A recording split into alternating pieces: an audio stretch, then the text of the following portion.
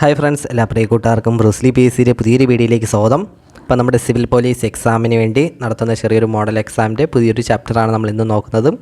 നമ്മൾ കുറച്ച് ചോദ്യങ്ങൾ എടുത്തിട്ടുണ്ട്. 30 ചോദ്യങ്ങളാണ് എടുത്തിട്ടുള്ളത്. അതിൽ 15 ചോദ്യങ്ങൾ നമ്മുടെ കറണ്ട് അഫയേഴ്സ്, GK വിഭാഗത്തിൽ നിന്നും, അതുപോലെ തന്നെ 5 ഇംഗ്ലീഷ്, 5 മലയാള ചോദ്യങ്ങൾ, പിന്നെ നമ്മുടെ പോലീസിൻ്റെ സ്പെഷ്യൽ ടോപ്പിക് ചോദ്യങ്ങളാണ് എടുത്തിട്ടുള്ളത്. അപ്പം എല്ലാവരും CPOയും WCP എക്സാം ഉള്ളവരും എല്ലാവരും ഇത് ചെറിയൊരു മോഡൽ എക്സാമായിട്ട് കണക്കാക്കി കൃത്യമായ വിശകലനത്തോടെ ഉത്തരങ്ങൾ എഴുതി നിങ്ങൾക്ക് ലഭിക്കുന്ന മാർക്ക് കമൻറ്റ് ബോക്സിൽ രേഖപ്പെടുത്താൻ ശ്രമിക്കണം. അതുപോലെ തന്നെ ഈ മോഡൽ എക്സാമിനെ കുറിച്ചുള്ള അഭിപ്രായങ്ങളും രേഖപ്പെടുത്തണം. ഓക്കെ, അപ്പം ഇനി എക്സാം നടക്കാൻ വളരെ കുറച്ച് ദിവസങ്ങളേ ഉള്ളൂ. നമ്മുടെ CPOയുടെ എക്സാമിന് വളരെ കുറച്ച് ദിവസങ്ങളേ ഉള്ളൂ. അപ്പോൾ ഇനിയുള്ള ദിവസങ്ങളിൽ മാക്സിമം നിങ്ങൾ പഴയ കാര്യങ്ങൾ റിവിഷൻ ചെയ്യാനും, അതുപോലെ തന്നെ മോഡൽ എക്സാമൊക്കെ എഴുതി നെഗറ്റീവ് മാർക്കൊക്കെ കുറച്ച് നല്ലപോലെ തറവാക്കി പഠിച്ച് പോകാൻ ശ്രമിക്കുക. ഓക്കെ, മോഡൽ എക്സാം എഴുതി നോക്കിയാൽ മാത്രമേ നിങ്ങൾക്ക് ഏതൊക്കെ ഭാഗത്ത് വീക്കുണ്ട്, ഏതൊക്കെ ഭാഗമാണ് നിങ്ങളുടെ ആധിപത്യമുള്ള ഭാഗങ്ങൾ എന്നിവയെല്ലാം നിങ്ങൾക്ക് കണക്കാക്കാൻ പറ്റുന്നത് only through model exam. Okay, അപ്പോൾ നിങ്ങൾ കൃത്യമായിട്ട് എല്ലാ ദിവസവും 1-2 മോഡൽ എക്സാമുകൾ എഴുതി നോക്കാൻ ശ്രമിക്കുക. എന്നിട്ട് മാർക്ക് കൂടിയിട്ട് മാർക്ക് കുറവുണ്ടെങ്കിൽ നിങ്ങൾ വിഷമിക്കരുത്. കാരണം സ്വാഭാവികമാണ്, ഈ പരീക്ഷയല്ല യഥാർത്ഥ പരീക്ഷ. എന്നാലും നിങ്ങളുടെ ഒരു എക്സ്പീരിയൻസിന് വേണ്ടി മോഡൽ എക്സാം എഴുതി നോക്കേണ്ടത് അനിവാര്യമാണ്. എങ്കിലേ നിങ്ങൾ സിമ്പിളെന്ന് വിചാരിക്കുന്ന വെരി സിമ്പിളെന്ന് വിചാരിക്കുന്ന ചോദ്യങ്ങൾ നിങ്ങൾക്ക് ചിലപ്പം ആൻസേഴ്സ് ചെയ്യാൻ പറ്റൂല. അതങ്ങനെയാണ്, സ്വാഭാവികമാണ്, എല്ലാവർക്കും പറ്റുന്നത് തന്നെയാണ്. പക്ഷേ അതൊക്കെ തരണം ചെയ്ത് വരണമെങ്കിൽ നിങ്ങൾ തീർച്ചയായിട്ടും മോഡൽ എക്സാമിൽ എഴുതണം. ഏതെങ്കിലും മീഡിയം ഉപയോഗിച്ച് മോഡൽ എക്സാം എഴുതണം. അപ്പോൾ നമ്മളിവിടെ ചെറിയൊരു പ്ലാറ്റ്ഫോമാണ്, കുറച്ച് 30 ചോദ്യങ്ങളാണ് നോക്കുന്നത്. അപ്പോൾ അവ കൃത്യമായിട്ട് എഴുതിയതിനു ശേഷം നിങ്ങൾക്ക് കിട്ടുന്ന മാർക്ക് കമൻറ്റ് ബോക്സിൽ രേഖപ്പെടുത്തണം. അതുതന്നെ ഈ എക്സാം നിങ്ങൾക്ക് ഉപകാരപ്പെടുന്നുണ്ട് എങ്കിൽ നിങ്ങളുടെ കൂട്ടുകാരിലേക്ക് കൂടി ഒന്ന് ഷെയർ ചെയ്ത് കൊടുക്കണം. നോക്കപ്പോൾ ആദ്യത്തെ ചോദ്യം നോക്കാം. മൗലിക അവകാശങ്ങളുമായി ബന്ധപ്പെട്ട് ശരി അല്ലാത്തത് ഏതെന്നാണ്. ഇങ്ങനെ സ്റ്റേറ്റ്മെൻറ്റ് ചോദ്യങ്ങൾ തരുമ്പോൾ ശ്രദ്ധിക്കേണ്ടത് ശരിയായ സ്റ്റേറ്റ്മെൻറ്റാണോ ശരിയല്ലാത്ത സ്റ്റേറ്റ്മെൻറ്റാണോ എഴുതേണ്ടതെന്നാണ്. അത് ജസ്റ്റ് ഒന്ന് മാർക്ക് ചെയ്തിട്ടാൽ നിങ്ങൾക്ക് നഷ്ടമൊന്നുമില്ല. ശരിയല്ലാത്തത് ഏതെന്നാണ്. Option A, B, C, D 4 സ്റ്റേറ്റ്മെൻറ്റുകൾ വായിച്ച് നോക്കിയാൽ കൃത്യമായിട്ട് ഉത്തരം എഴുതുക. ഏതാണ് ശരിയല്ലാത്ത സ്റ്റേറ്റ്മെൻറ്റ്? 16 ഏതാണ്? ഓപ്ഷൻ B ആണ്. ഓക്കെ, ഇതാണ് തെറ്റായ സ്റ്റേറ്റ്മെൻറ്റ്. ഓക്കെ, നമ്മുടെ മൗലിക അവകാശങ്ങൾ എന്ന് പറയുന്നത് ഒരിക്കലും പരിപൂർണമായ ഒരു സംഭവമല്ല. ഓക്കെ, അബ്സല്യൂട്ടായിട്ടുള്ള ഒരു സംഭവമല്ല. ഓക്കെ, മൗലിക അവകാശങ്ങൾ ഒരിക്കലും പരിപൂർണമോ സമ്പൂർണ്ണമോ ആയ ഒരു കാര്യങ്ങളല്ല മൗലിക അവകാശങ്ങൾ. മൗലിക അവകാശങ്ങൾ എന്നും വ്യവസ്ഥകൾക്ക് വിധേയമായാണ്. അതായത് ഭരിക്കുന്ന രാഷ്ട്രത്തിൻ്റെ ഗവൺമെൻറ്റിൻ്റെ വ്യവസ്ഥകൾക്ക് വിധേയമായി മൗലിക അവകാശങ്ങളിൽ നമ്മൾ ലാസ്റ്റ് പോയിന്റ് നോക്ക്, ന്യായമായ നിയന്ത്രണങ്ങൾ ഏർപ്പെടുത്താൻ സാധിക്കും. അതൊന്ന് ശ്രദ്ധിക്കണം. അപ്പം അത് ശരിയായി വരുമ്പം ഈ പോയിന്റ് തെറ്റായി വരും. വിശുദ്ധവും സ്ഥിരവുമാണ്, ഒരിക്കലും സ്ഥിരവുമല്ല മൗലികാവകാശങ്ങൾ നിയന്ത്രണത്തിന് വിധേയമാണ്. അതുപോലെ തന്നെ ചിലത് പൗരന്മാർക്ക് മാത്രം ലഭിക്കുന്നതാണ്. പൗരന്മാരെന്ന് ഉദ്ദേശിക്കുന്നത് ഇന്ത്യൻ പൗരന്മാരെന്നാണ്. അതായത് വിദേശ പൗരന്മാർക്ക് എല്ലാ മൗലിക അവകാശങ്ങളും ലഭ്യമാകില്ല. അത് ഏതൊക്കെ നിങ്ങൾ നോക്കി വയ്ക്കണം. കാരണം ഇമ്പോർട്ടൻ്റ് ആണ്. PSC കുറേ തവണ കേട്ടിട്ടുള്ളതാണ്, ഈ ഇടക്കാലങ്ങളിൽ കേൾക്കണതാണ്. അതായത് ഇന്ത്യൻ പൗരന്മാർക്ക് മാത്രം ലഭിക്കുന്ന മൗലിക അവകാശങ്ങൾ ഏതൊക്കെയാണ് ഇന്ത്യൻ പൗരന്മാർക്ക് മാത്രം ലഭിക്കുന്നത്? സിമ്പിളല്ല, ഒന്ന് ജസ്റ്റ് ഒന്ന് ഓർത്ത് വെച്ചാൽ അത് ഈ ഒരു ഓർഡർ ഒന്ന് ഓർത്ത് വെച്ച് കഴിഞ്ഞാൽ നിങ്ങൾക്ക് കിട്ടാവുന്നേ ഉള്ളൂ. PSC കേൾക്കുന്ന ചോദ്യമാണ്, എല്ലാ ലെവലും കേൾക്കുന്നതാണ്. ഫസ്റ്റ് ആർട്ടിക്കിൾ 15 ഇന്ത്യൻ പൗരന്മാർക്ക് മാത്രമാണ് ലഭിക്കുന്നത്. ഇനി നിങ്ങളൊരു കാര്യം ചെയ്യുന്നത് ഇതിൻ്റെ ഇരട്ടി എടുക്കണം. അതായത് ആർട്ടിക്കിൾ 30 ഇന്ത്യൻ പൗരന്മാർക്ക് മാത്രമാണ്. അപ്പോൾ ആർട്ടിക്കിൾ 15, ആർട്ടിക്കിൾ 30 രണ്ടും ഇന്ത്യൻ പൗരന്മാർക്കാണ്. ഇനി ആർട്ടിക്കിൾ 15 വന്നല്ല, ആർട്ടിക്കിൾ 15ഉം 16ഉം ഉണ്ട്. ഓക്കെ, ആർട്ടിക്കിൾ 15, 16 ഉണ്ട്.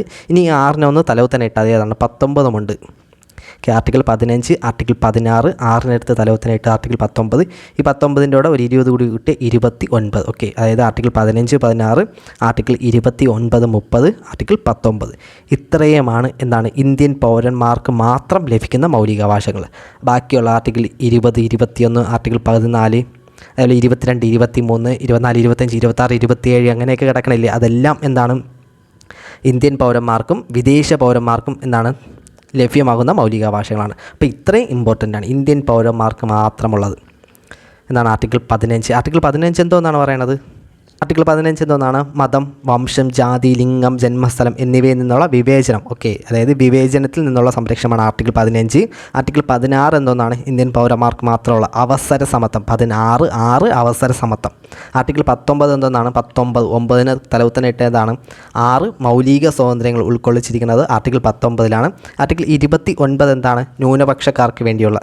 ആർട്ടിക്കിൾ 29, 30 ന്യൂനപക്ഷക്കാരുടെ സാംസ്കാരിക വിദ്യാഭ്യാസപരമായ അവകാശങ്ങളാണ് ആർട്ടിക്കിൾ 29, 30 പറയുന്നത്. ഇതിൽ ആർട്ടിക്കിൾ 30 എന്തിനാണ് പറയണത്? മതഭാഷ ന്യൂനപക്ഷങ്ങൾക്ക് സ്വന്തം ഇഷ്ടപ്രകാരം വിദ്യാഭ്യാസ സ്ഥാപനങ്ങൾ സ്ഥാപിക്കാൻ കഴിയും എന്ന് പറയുന്നതാണ് ആർട്ടിക്കിൾ 30. അത് ജസ്റ്റ് ഒന്ന് നോക്കി വെച്ചാൽ മതി. അപ്പോൾ ഇത്രയും നോക്കണം. 15 ഇരട്ടി 30, അതിൽ 15 വന്നതിനടുത്ത് 16, 16 6 തലവുത്തനെ ഇട്ട 19, 19 10 കൂട്ടിയ 29. അപ്പോൾ ആർട്ടിക്കിൾ 15, 16, 19, 29, 30 ഇത്രയുമാണ് ഇന്ത്യൻ പൗരന്മാർക്ക് മാത്രം ലഭിക്കുന്ന മൗലികാവകാശങ്ങൾ. മാറിപ്പോകരുത്. രണ്ടാമത്തെ ചോദ്യമാണ്, താഴെ കൊടുത്തതിൽ സ്പെഷ്യൽ മെജോറിറ്റിയോടെ ഭേദഗതി ചെയ്യാവുന്നത് ഏതെന്നാണ്? സ്പെഷ്യൽ മെജോറിറ്റിയോടെ ഭേദഗതി ചെയ്യാവുന്നത് ഏതെന്നാണ്? ഏതാണ് സ്പെഷ്യൽ മെജോറിറ്റിയോടെ ഭേദഗതി ചെയ്യാവുന്നത്? പ്രധാനമായിട്ടും 2 എണ്ണമാണ് ഉള്ളത്. അതിൽ ഒന്നെന്ന് പറയുന്നത് ഏതാണ്? നമ്മുടെ ഫണ്ടമെൻ്റൽ റൈറ്റ്സുമായി മൗലിക അവകാശങ്ങളുമായി ബന്ധപ്പെട്ട ഭേദഗതികളെല്ലാം പാർലമെൻറ്റിൻ്റെ പ്രത്യേക ഭൂരിപക്ഷത്തോടെ അഥവാ പാർലമെൻറ്റിൻ്റെ സ്പെഷ്യൽ മെജോറിറ്റിയോടെയാണ് ഭേദഗതി ചെയ്യാൻ. അതുപോലെ തന്നെ മാർഗ്ഗനിർദ്ദേശക തത്വങ്ങൾ ഇവയും സ്പെഷ്യൽ മെജോറിറ്റിയോടെ വേണം ഭേദഗതി ചെയ്യാം. അപ്പോൾ ഇവ 2 എണ്ണമാണ് പ്രധാനപ്പെട്ടത്, ഫണ്ടമെൻ്റൽ റൈറ്റ്സും മാർഗ്ഗനിർദ്ദേശ തത്വങ്ങൾ. പുതിയ സംസ്ഥാനങ്ങളെ രൂപീകരണം എങ്ങനെയാണ്?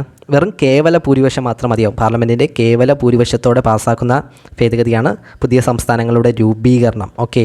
അതുപോലെ തന്നെ പാർലമെൻറ്റ് കോറവും ഇതും കേവല ഭൂരിപക്ഷം മാത്രം മതിയാവും. പുതിയ സംസ്ഥാനങ്ങളെ രൂപീകരണം, പാർലമെൻറ്റ് അംഗങ്ങളുടെ കോറം, അതുപോലെ തന്നെ പാർലമെൻറ്റിലെ റൂൾസ് ഓഫ് പ്രൊസീജിയർ ഇവയെല്ലാം എന്താണ്? കേവല ഭൂരിപക്ഷം മാത്രം മതിയാവും. അടുത്ത ചോദ്യമാണ്, മൂന്നാമത്തെ ചോദ്യമാണ്, കൺകറൻറ്റ് ലിസ്റ്റിൽ പ്രതിപാദിക്കുന്ന കാര്യങ്ങളിൽ നിയമം നിർമ്മിക്കാൻ അധികാരമുള്ളത് ആർക്കെന്നാണ്? കൺകറൻറ്റ് ലിസ്റ്റിൽ പ്രതിപാദിക്കുന്ന ഏതാണ്? ആർക്കൊക്കെയാണ്? നമ്മുടെ പാർലമെൻറ്റിനും സംസ്ഥാനങ്ങൾക്കാണ്. പാർലമെൻറ്റിലും സംസ്ഥാനങ്ങൾക്കുമാണ്. നാലാമത്തെ ചോദ്യമാണ്, താഴെ കൊടുത്തതിൽ 44ാമത് ഭരണഘടനാ ഭേദഗതിയുമായി ബന്ധപ്പെട്ടത് ഏതെന്നാണ്? 44ാം ഭരണഘടനാ ഭേദഗതി സ്ഥിരം കേൾക്കണയാണ്. 10 മൗലിക കടമകൾ കൂട്ടിച്ചേർത്തു. ലോകസഭയുടെ അംഗസംഖ്യ 525 നിന്നും 545 സ്വത്തവകാശത്തെ മൗലികാവകാശങ്ങളുടെ പട്ടികയിൽ നിന്ന് നീക്കം ചെയ്തു. ഭരണഘടനാ ഭേദഗതി ബില്ലിന് രാഷ്ട്രപതി നിർബന്ധമായും അംഗീകാരം നൽകണമെന്ന് വ്യവസ്ഥ ചെയ്തു. ബന്ധപ്പെട്ടത് ഏതെന്നാണ്? 44ാം ഭേദഗതി 4+4 8 1978 നടന്ന ഭേദഗതിയാണ്. ഏതാണ്? സ്വത്തവകാശവുമായി ബന്ധപ്പെട്ടാണ്. അറിയാവുന്നതായിരിക്കും. 44ാം ഭേദഗതി 1978 44ാം ഭേദഗതി സ്വത്തവകാശത്തെ മൗലിക അവകാശങ്ങളുടെ പട്ടികയിൽ നിന്ന് നീക്കം ചെയ്തു. നിലവിൽ ഏത് ആർട്ടിക്കിളാണ് നമ്മുടെ സ്വത്തവകാശം? നിലവിൽ സ്വത്തവകാശം ഏതാണ്? 300A ആണ്. ആർട്ടിക്കിൾ 300A ആണ്. അപ്പോൾ എന്തായിരിക്കും അടുത്ത ക്വസ്റ്റ്യൻ? ഏതാണ്? 44ാം ഭേദഗതിയിലൂടെ കൂട്ടിച്ചേർത്ത പുതിയ ആർട്ടിക്കിൾ ഏതെന്ന് കേട്ടുകഴിഞ്ഞാൽ അത് ആർട്ടിക്കിൾ 300A ആണ്. ഓക്കെ, 300A ആണ്. എന്താണ്? 44ാം ഭേദഗതിയിലൂടെ കൂട്ടിച്ചേർത്ത പുതിയ ആർട്ടിക്കിൾ. അതുപോലെ തന്നെ 44ാം ഭേദഗതിയിലൂടെ ഭരണഘടനയിൽ ഭേദഗതി വരുത്തിയ പട്ടിക ഏതെന്ന് കേട്ടുകഴിഞ്ഞാൽ 9ാം പട്ടികയാണ്. ഓക്കെ, 9th പട്ടികയിലാണ് ഭേദഗതി വരുത്തിയിട്ടുള്ളത്. അതുകൂടി ഒന്ന് ഓർത്ത് വയ്ക്കണം. ഓക്കെ, അതുകൂടി ഒന്ന് ഓർത്ത് വയ്ക്കണം. അടുത്ത ചോദ്യമാണ്, 5ാമത്തെ ചോദ്യമാണ്, മൗലിക അവകാശങ്ങൾ, മൗലിക കടമകൾ, നിർദ്ദേശ തത്വങ്ങൾ എന്നീ 3 വിഭാഗങ്ങളിലെ വകുപ്പുകളിലും മാറ്റമുണ്ടാക്കിയ ഭേദഗതി ഏതെന്നാണ്? പ്രീവിയസ് ക്വസ്റ്റ്യനാണ്. ഈ ഇടയ്ക്ക് ചോദിച്ച ചോദ്യമാണിത്. മൗലിക അവകാശങ്ങൾ, മൗലിക കടമകൾ, നിർദ്ദേശ തത്വങ്ങൾ 3 വിഭാഗങ്ങളിലും മാറ്റം വരുത്തിയത് ഏതാണ്? മൗലിക അവകാശങ്ങൾ, മൗലിക കടമകൾ, നിർദ്ദേശ തത്വങ്ങൾ എന്നീ 3 വിഭാഗങ്ങളിലും മാറ്റം വരുത്തിയ ഭേദഗതി ഏതെന്നാണ്? ഒരു ഹിൻഡ് തരാൻ വേണമെങ്കിൽ 1900 കാലഘട്ടത്തിൽ 2002 കാലഘട്ടത്തിൽ നടന്ന ഒരു ഭേദഗതിയാണ്. ഏതാണ്? 2002 കാലഘട്ടത്തിൽ നടന്ന ഭേദഗതിയാണ്. 86ാമത് ഭേദഗതിയാണ്. 86ാമത് ഭേദഗതിയാണ്. 86ാമത് ഭേദഗതിയാണ്. നമ്മുടെ AB വാജ്പേയിയുടെ കാലത്തും അതുപോലെ തന്നെ പ്രസിഡന്റ് ആ സമയത്ത് ആരായിരുന്നു? കലാമായിരുന്നു. APJ അബ്ദുൽ കലാമായിരുന്നു. അടൽ ബിഹാരി വാജ്പേയിയുടെ കാലത്തും APJ അബ്ദുൽ കലാമിൻ്റെ കാലത്തും 2002 കാലങ്ങളിൽ അംഗീകരിച്ച ഭേദഗതിയാണ് 86ാം ഭേദഗതി. ഇനി നോക്കണം, ഈ 86ാം ഭേദഗതി പ്രകാരം മൗലിക അവകാശങ്ങൾ, ഫണ്ടമെൻ്റൽ റൈറ്റ്സിൽ എന്തൊക്കെ മാറ്റങ്ങളാണ് വരുത്തിയത്? എന്താണ്? അതായത് നമ്മുടെ ആർട്ടിക്കിൾ 21A കൂട്ടിച്ചേർത്തു. ആർട്ടിക്കിൾ 21A എന്താണ്? ആർട്ടിക്കിൾ 21A ഏതാണ്? 6നും 14നും ഇടയിൽ പ്രായമുള്ള കുട്ടികളുടെ സൗജന്യവും നിർബന്ധിതവുമായ വിദ്യാഭ്യാസത്തിനാണ് ആർട്ടിക്കിൾ 21A. അത് 86ാം ഭേദഗതി 2002 അതുപോലെ തന്നെ മൗലിക കടമകൾ, ഫണ്ടമെൻ്റൽ ഡ്യൂട്ടീസിൽ എന്ത് മാറ്റമാണ് വരുത്തിയത്? ഫണ്ടമെൻ്റൽ ഡ്യൂട്ടീസിൽ സെയിം സംഭവം തന്നെയാണ്. മറ്റേ വിദ്യാഭ്യാസവുമായി ബന്ധപ്പെട്ട് തന്നെയാണ്. ഏതാണ്? ആർട്ടിക്കിൾ 51AK വന്ന മാറ്റം എന്തെന്നാണ്? 6നും 14നും വയസ്സിനിടയിലുള്ള പ്രായമുള്ള കുട്ടികൾ മാതാപിതാക്കളോ രക്ഷിതാക്കളോ കുട്ടികളുടെ വിദ്യാഭ്യാസത്തിനുള്ള അവസരം ഏർപ്പെടുത്തണമെന്ന് പറഞ്ഞത് ഫണ്ടമെൻ്റൽ റൈറ്റ്സ് ആർട്ടിക്കിൾ 51AK. ഇനി മാർഗ്ഗനിർദ്ദേശ തത്വങ്ങളിൽ എവിടെയാണ് മാറ്റം വരുത്തിയത്? മാർഗ്ഗനിർദ്ദേശക തത്വങ്ങളിൽ എവിടെയാണ്? മാർഗനിർദ്ദേശ തത്വങ്ങൾ പ്രതിപാദിക്കുന്ന ഭരണഘടന ഭാഗം ഏതാണ്? ഭാഗം 4ആണ്. ഭാഗം 4ലാണ് പ്രതിപാദിക്കുന്നത്. ആർട്ടിക്കിൾ ഏത് ആർട്ടിക്കിളാണ് മാറ്റം വരുത്തിയത്? ആർട്ടിക്കിൾ 45 മാർഗനിർദ്ദേശ തത്വങ്ങളിൽ ആർട്ടിക്കിൾ 45 ഏതാണ് മാറ്റം? സെയിം സംഭവം തന്നെയാണ്. എന്താണ്? 4, 5, 6 അതായത് 6 വയസ്സിന് താഴെയുള്ള കുട്ടികളുടെ വിദ്യാഭ്യാസവും പരിചരണത്തിനും വേണ്ടിയുള്ള വ്യവസ്ഥകളാണ് ആർട്ടിക്കിൾ 45 പ്രതിപാദിക്കുന്നത്. കിട്ടിയല്ലോ. അപ്പം എല്ലാം കുട്ടികളുടെ ചൈൽഡ്ഹുഡിലുള്ള വിദ്യാഭ്യാസവും അതിൻ്റെ പരിചരണവുമായി ബന്ധപ്പെട്ട വ്യവസ്ഥകളാണ് 86 ഭേദഗതി പ്രകാരം മെയിനായിട്ട് നടന്നത്. അത് ഏതൊക്കെ ആർട്ടിക്കിൾ എന്ന് നോക്കണം. ഒന്ന് ആർട്ടിക്കിൾ 21A അതായത് ഭാഗം 3 ഫണ്ടമെൻ്റൽ റൈറ്റ്സിൽ മൗലികാവകാശങ്ങൾ ഭാഗം 3 ആർട്ടിക്കിൾ 21A കൂട്ടിച്ചേർത്തു. അതുപോലെ തന്നെ ഭാഗം 4 ആർട്ടിക്കിൾ 45 പ്രകാരം എന്തോന്ന് കൂട്ടിച്ചേർത്തു? ഒരു മാർഗനിർദ്ദേശത്തിന് മാറ്റം വരുത്തി. അതുപോലെ തന്നെ ഭാഗം 4A എന്താണ്? ഫണ്ടമെൻ്റൽ ഡ്യൂട്ടീസിൽ അതിൽ വന്ന മാറ്റം ഏതാണ്? ആർട്ടിക്കിൾ 51A കൂടി ആഡ് ചെയ്തു. എല്ലാം കുട്ടികളുടെ വിദ്യാഭ്യാസവും പരിചരണവുമായി ബന്ധപ്പെട്ടാണ്. ഒന്ന് ഓർത്ത് വയ്ക്കണം. 86 ഭേദഗതി 2002 AB Vajpayee, APJ Abdul Kalam. Okay. 6ാമത്തെ ചോദ്യമാണ് ത്രിതല പഞ്ചായത്ത് രാജ് സംവിധാനത്തിൻ്റെ ഏറ്റവും ഉയർന്ന തലം ഏതെന്നാണ്? ഏതാണ്? സിമ്പിൾ ചോദ്യമല്ലേ. 21 ഓപ്ഷൻ C ആണ്. ഓക്കെ, ജില്ലാ പഞ്ചായത്താണ്. 7ാമത്തെ ചോദ്യമാണ് ഒരു ബിൽ ധനബില്ലോ ആണോ അല്ലയോ എന്ന് തീരുമാനിക്കുന്നത് ആരെന്നാണ്? ഒരു ബിൽ ധനബിൽ ആണോ അല്ലയോ എന്ന് തീരുമാനിക്കുന്നത് ഏതാണ്? ധനബിൽ മണി ബില്ലാണോ അല്ലോ എന്ന് തീരുമാനിക്കുന്നത് ആരാണ്? നമ്മുടെ ലോകസഭ സ്പീക്കറാണ്. ഓക്കെ, ലോകസഭ സ്പീക്കറാണ്. അതുപോലെ തന്നെ ധനബിൽ അവതരിപ്പിക്കുമ്പം നമ്മുടെ പ്രസിഡൻറ്റിൻ്റെ അനുമതിയോടെ വേണം, മുൻകൂർ അനുമതിയോടെ വേണം ധനബിൽ അവതരിപ്പിക്കേണ്ടത്. ധനബിൽ നിർബന്ധമായിട്ടും ആദ്യം അവതരിപ്പിക്കേണ്ടത് എവിടെയാണ്? ലോകസഭയിലാണ്. ലോകസഭയിലാണ് ധനബിൽ ആദ്യം അവതരിപ്പിക്കേണ്ടത്. രാഷ്ട്രപതിയുടെ മുൻകൂർ അനുമതിയോടെ ധനബില്ല്, ഒരു ബില്ല് മണി ബില്ലോ ആണോ അല്ലയോ എന്ന് തീരുമാനിക്കുന്നത് നമ്മുടെ ലോകസഭ സ്പീക്കർ അണ്ണനാണ്. 8ാമത്തെ ചോദ്യമാണ് താഴെ കൊടുത്തിട്ടുള്ളതിൽ കൺകറൻറ്റ് ലിസ്റ്റിൽ ഉൾപ്പെടുന്നത് ഏതൊക്കെയെന്നാണ്? ഒന്ന് വിദ്യാഭ്യാസം, ലോട്ടറി, പോലീസ്, കുടുംബാസൂത്രണം. കൺകറൻറ്റ് ലിസ്റ്റ് ഏതാണ്?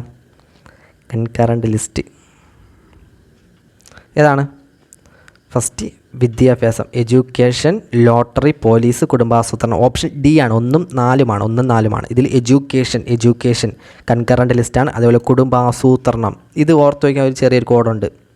നമ്മുടെ ഫാമിലി പ്ലാനിങ്. ഈ കൺകറൻറ്റ് ലിസ്റ്റ് എന്ന് പറഞ്ഞാൽ നമ്മുടെ സംസ്ഥാന സർക്കാരും കേന്ദ്ര സർക്കാരിനും ഒരുപോലെ അധികാരമുള്ളതിനാണ് നമ്മൾ കൺകറൻറ്റ് ലിസ്റ്റ് എന്ന് പറയുന്നത്. ഓക്കെ, നിയമം നിർമ്മിക്കാൻ കേന്ദ്രത്തിനും സംസ്ഥാനങ്ങൾക്കും അധികാരമുള്ളതാണ് കൺകറൻറ്റ് ലിസ്റ്റ്.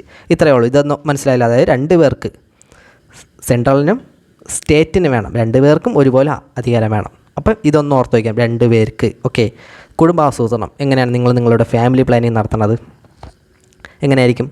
ഒരു ഭർത്താവും ഭാര്യയും കൂടിയായിരിക്കും. ഓക്കെ, ഒരു ഭർത്താവും, അതായത് ഭർത്താവായ കേന്ദ്ര ഗവൺമെൻറ്റും ഭാര്യയായ സ്റ്റേറ്റ് ഗവൺമെൻറ്റും കൂടി ചേർത്തായിരിക്കും കുടുംബാസൂത്രണം നടത്തുന്നത്. അതൊന്നും ഓർത്താൽ കിട്ടും. അപ്പോൾ 2 പേർക്കും തുല്യ അവകാശമുണ്ട്. അത് കുടുംബാസൂത്രണം. ഇത് മാത്രമല്ല വരുന്നത്. അതുപോലെ തന്നെ വിവാഹം, വെഡ്ഡിങ്, വിവാഹമോചനം, ഇതും ഇത് കൺകറൻറ്റ് ലിസ്റ്റാണ്. വിവാഹം കഴിക്കാൻ 2 പേര് വേണം, ഭർത്താവും ഭാര്യയും വേണം. ഭർത്താവായ സെൻട്രൽ ഗവൺമെൻറ്റും ഭാര്യയായ സ്റ്റേറ്റ് ഗവൺമെൻറ്റും ഉണ്ടെങ്കിൽ വിവാഹം നടത്തൂ. ഡൈവേഴ്സ് ചെയ്യണമെങ്കിൽ അവർ തമ്മിൽ വേണം. അല്ലാതെ മാമനും മച്ചാനും തമ്മിൽ ഡൈവേഴ്സ് ആവോ? ഇല്ലല്ലോ. അപ്പം 2 പേര് വേണം, ഭാര്യയും ഭർത്താവും ഡൈവേഴ്സ് ആണ്. അപ്പം കുടുംബാസൂത്രണം, ഫാമിലി പ്ലാനിങ്, കല്യാണം, ഡൈവേഴ്സ്, അതുപോലെ വിവാഹമോചനം. അതുപോലെ തന്നെയാണ് നമ്മുടെ ജനസംഖ്യാ നിയന്ത്രണം. നിയന്ത്രിക്കുന്ന ആരാണ്? പറഞ്ഞു തരേണ്ട ആവശ്യമില്ലല്ലോ. ജനസംഖ്യാ നിയന്ത്രണം അതും കൺകറൻറ്റ് ലിസ്റ്റാണ്. അപ്പോൾ ഇത്രയും ഒന്ന് ജസ്റ്റ് ഒന്ന് ഓർത്ത് വയ്ക്കുക. പിന്നെ പറഞ്ഞാണ് നമ്മുടെ ജനന മരണ നിരക്ക്. ഓക്കെ, ജനന മരണ രജിസ്ട്രേഷൻ. അത് നമ്മുടെ ഇതുമായിട്ട് മനസ്സിലാവുമല്ലോ. ഇതുമായിട്ട് നമ്മുടെ ജനസംഖ്യ നിയന്ത്രണം. ഓക്കെ, കുഞ്ഞ് ജനിക്കുമ്പോൾ അവിടെ ജനന നിരക്ക് രജിസ്റ്റർ ചെയ്യണം. അതുപോലെ മരിക്കുമ്പോൾ മരണനിരക്ക് അത് കിട്ടുമല്ലോ. അപ്പോൾ അതും കൺകറൻറ്റ് ലിസ്റ്റാണ്. അപ്പം ഇത്രയും പറഞ്ഞു: വിവാഹം, വിവാഹമോചനം, ജനസംഖ്യ നിയന്ത്രണം, കുടുംബാസൂത്രണം, ജനന മരണ നിരക്ക്. അതുപോലെ തന്നെ നമ്മൾ വിവാഹം കഴിക്കണം എന്നല്ലേ പറഞ്ഞു. അപ്പം വിവാഹം കഴിക്കുമ്പോൾ നമ്മൾ എന്താണ് ചെയ്യണത്? ആദ്യം ലെറ്റർ അടിച്ച് വിളിക്കുമല്ലോ. ഓക്കെ, ലെറ്റർ കല്യാണ ലെറ്ററൊക്കെ അടിച്ച് ആൾക്കാരൊക്കെ വിളിക്കൂലേ? അപ്പം അതും കൺകറൻറ്റ് ലിസ്റ്റാണ്. അതായത് പത്രം, പുസ്തകം, അച്ചടിശാല, ഇതെല്ലാം കൺകറൻറ്റ് ലിസ്റ്റാണ്. പത്രം, പുസ്തകം, അച്ചടിശാല. ഈ പുസ്തകമൊക്കെ എവിടെയാണ് അച്ചടിക്കുന്നത്? ഫാക്ടറികളിലല്ലേ. അപ്പം ഫാക്ടറികളും എന്താണ് കൺകറൻറ്റ് ലിസ്റ്റാണ്. ഫാക്ടറികളും കൺകറൻറ്റ് ലിസ്റ്റാണ്. ഈ ഫാക്ടറി എന്ന് വെച്ചിരിക്കുന്ന സംഭവം ആരാണ് ചുമന്നുകൊണ്ട് കൊണ്ട് എന്താണ് ലോഡിങ് ചെയ്യണ ആരാണ്? യൂണിയൻകാരല്ലേ. അതായത് ട്രേഡ് യൂണിയനും ഏതാണ് കൺകറൻറ്റ് ലിസ്റ്റാണ്. ട്രേഡ് യൂണിയനും കൺകറൻറ്റ് ലിസ്റ്റാണ്. ട്രേഡ് യൂണിയനും കൺകറൻറ്റ് ലിസ്റ്റാണ്. ഈ ഭാര്യയും ഭർത്താവും തമ്മിൽ എന്തെങ്കിലും പ്രശ്നം ഉണ്ടായി എന്ത് ചെയ്യും? ഫസ്റ്റ് സൈനൈഡ് കൊടുത്ത് കൊല്ലും ഇല്ലേ? സൈനൈഡ് കൊടുത്ത് കൊല്ലും. അതായത് ഡ്രഗ്സ് ആൻഡ് പോയിസൺ, ഇതും കൺകറൻറ്റ് ലിസ്റ്റാണ്. ഡ്രഗ്സ് ആൻഡ് പോയിസൺ കൺകറൻറ്റ് ലിസ്റ്റാണ്. ഇപ്പം എന്താണ് ഭാര്യ ഭർത്താവിനെ സൈനൈഡ് കൊടുത്ത് കൊന്നു. എന്താണ് അപ്പം ഭർത്താവ് മരിച്ചുപോയി. ഇനി ഭാര്യ ഒറ്റയ്ക്കാവില്ലേ? ഭാര്യ വയസ്സാം കാലത്ത് എന്താണ് സിംഗിളായിട്ട് നടക്കേണ്ടി വരില്ലേ? മൊരട്ട് സിംഗിൾ. അപ്പോൾ എന്താണ് ഭാര്യയാണെങ്കിൽ എന്താണ് ഏതെങ്കിലും ഒരു ചാരിറ്റബിൾ സൊസൈറ്റിയിൽ പോയി ചാരിറ്റബിൾ സ്ഥാപനത്തിൽ പോയി അന്തി ഉറങ്ങും. അത്രയേ ഉള്ളൂ. അതായത് ചാരിറ്റബിൾ സ്ഥാപനം, മതസ്ഥാപനങ്ങൾ, മതപരമായ സംഭാവനകൾ, ഇതെല്ലാം കൺകറൻറ്റ് ലിസ്റ്റിലാണ്. അപ്പോൾ ഇത്രയും ഒന്ന് ജസ്റ്റ് ഒന്ന് കണക്ട് ചെയ്ത് വയ്ക്കുക. ഒന്നുകൂടി ഒന്ന് റിപ്പീറ്റ് ചെയ്ത് കേട്ട് നോക്കുക, കിട്ടാവുന്നേ ഉള്ളൂ. വേറെ ഈ ദത്തെടുക്കൽ, അതും കൺകറൻറ്റ് ലിസ്റ്റിലാണ് പറഞ്ഞാൽ അതും വേണേൽ കണക്ട് ചെയ്ത് വയ്ക്കുക. എന്താണ് കല്യാണം കഴിച്ച് കൊച്ചില്ലാതായിരുന്നപ്പോൾ ഒരു കൊച്ചിനെ ദത്തെടുത്തു. അപ്പോൾ അതും കൺകറൻറ്റ് ലിസ്റ്റിലാണ്. 2 പേർക്ക് ഭാര്യയ്ക്ക് ഭർത്താവും കൂടി ചേർന്നാണ് കൊച്ചിനെ ദത്തെടുക്കണേന്ന് ഓർത്താൽ അങ്ങനെ കിട്ടും. അടുത്ത ചോദ്യമാണ് 9ാമത്തെ ചോദ്യമാണ്. ദേശീയ ഗ്രാമീണ തൊഴിലുറപ്പ് നിയമവുമായി ബന്ധപ്പെട്ട ശരിയായവ തിരഞ്ഞെടുക്കാനാണ്. ഇതാണ് മഹാത്മാഗാന്ധി ദേശീയ തൊഴിലുറപ്പ് പദ്ധതി നിലവിൽ വരാൻ കാരണമായ നിയമം നിലവിൽ വരാൻ വേണ്ടി പ്രവർത്തിച്ച സംഘടന മസ്ദൂർ കിസാൻ ശക്തി സംഘടൻ. 2005 സെപ്റ്റംബർ 5 രാഷ്ട്രപതിയുടെ അംഗീകാരം ലഭിച്ചു. 2006 ഫെബ്രുവരി 2 നിലവിൽ വന്നു. ഇവയിൽ ശരിയായത് ഏതെന്നാണ്? ശരിയായ സ്റ്റേറ്റ്മെൻറ്റ് ഏതെന്നാണ്?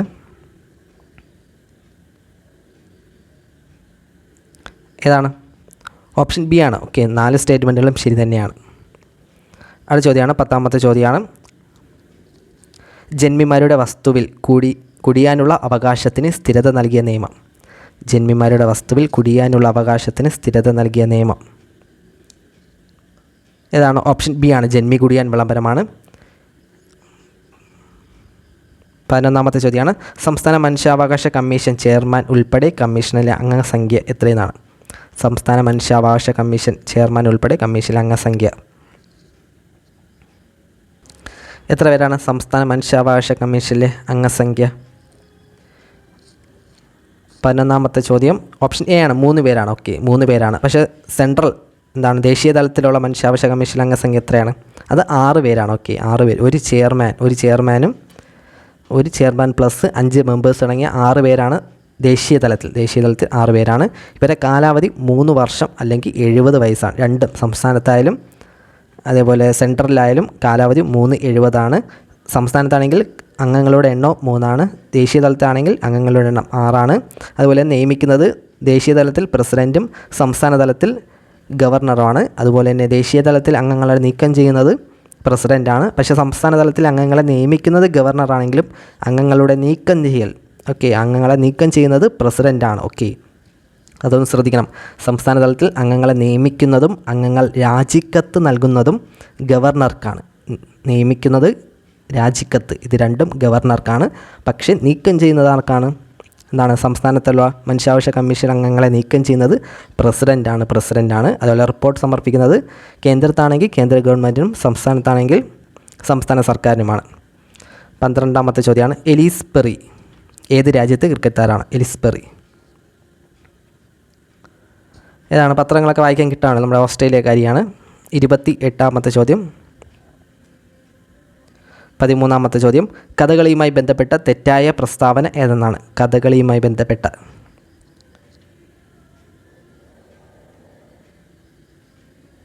ഏതാണ്? കഥകളിയുമായി ഒരു നാടൻ കലയാണ്. ഇത് തെറ്റായ സ്റ്റേറ്റ്മെൻറ്റാണ്. സാഹിത്യ രൂപത്തിലുള്ള ആട്ടക്കഥയാണ്. മുദ്രാഭിനയം ഉൾപ്പെടുന്നു. വ്യത്യസ്തമായ വേഷങ്ങൾ ഉണ്ട്.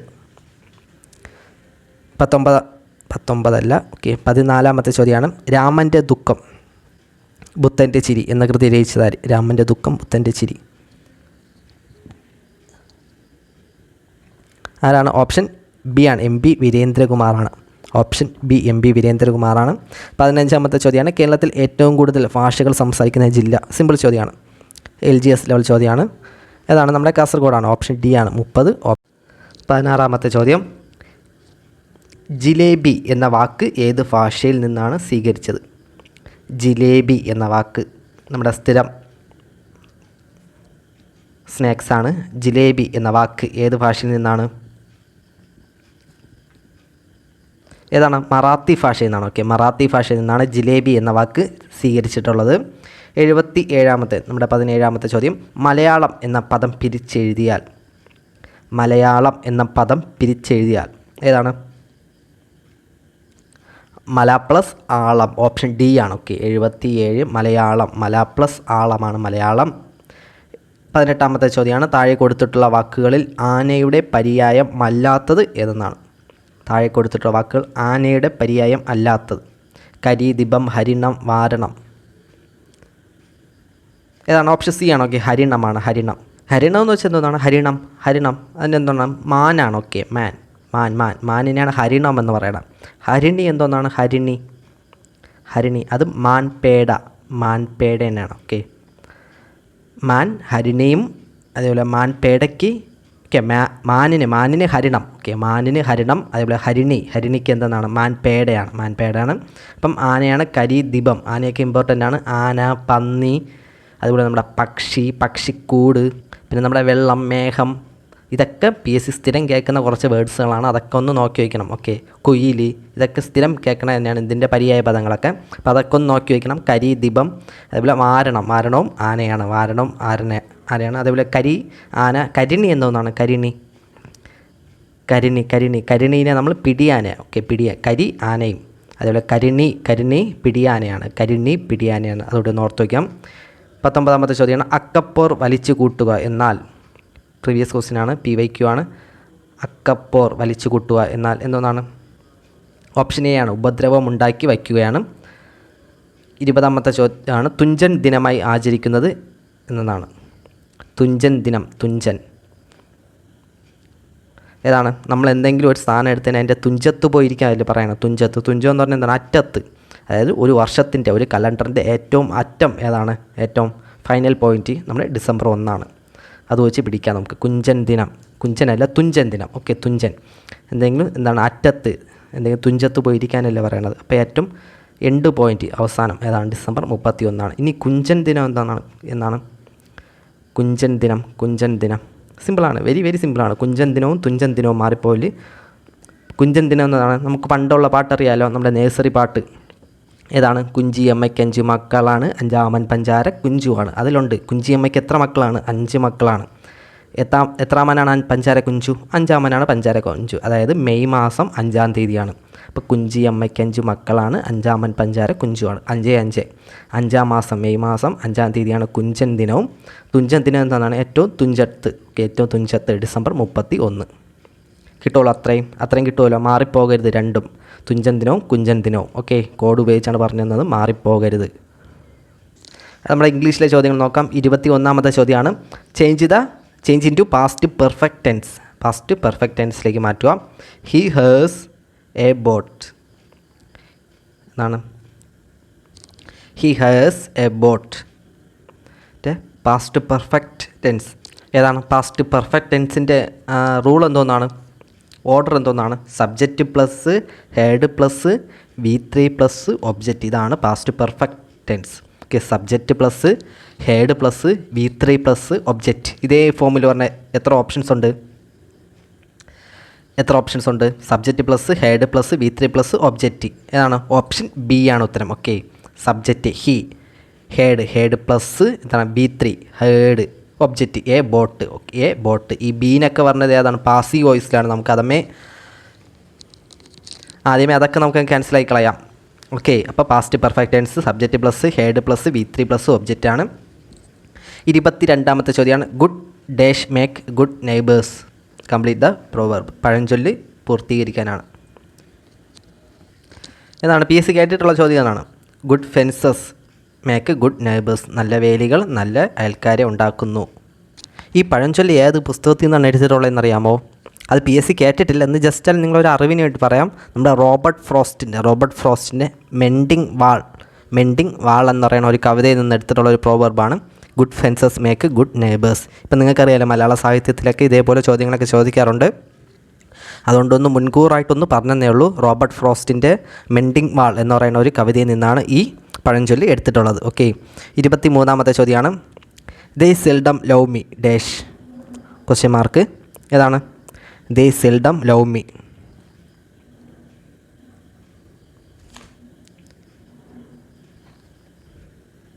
ഏതാണ്? ഓപ്ഷൻ സി ആണ്. ഓക്കെ, ഡു ദേ ആണ്. They seldom love me, do they. 99ാമത്തെ ചോദ്യം 24ാമത്തെ ചോദ്യമാണ്. എ ഡേഷ് ഓഫ് പാസഞ്ചേഴ്സിൻ്റെ ഗ്രൂപ്പ് ഓഫ് ആൾക്കാരെ വിളിക്കുന്നത്. എ ഡേഷ് ഓഫ് പാസഞ്ചേഴ്സ് ഏതാണ്? എ ക്രൂ ഓഫ് പാസഞ്ചേഴ്സ് ആണ്. 100ാമത്തെ ചോദ്യമാണ്. നമ്മുടെ 25ാമത്തെ ചോദ്യമാണ്. She had left the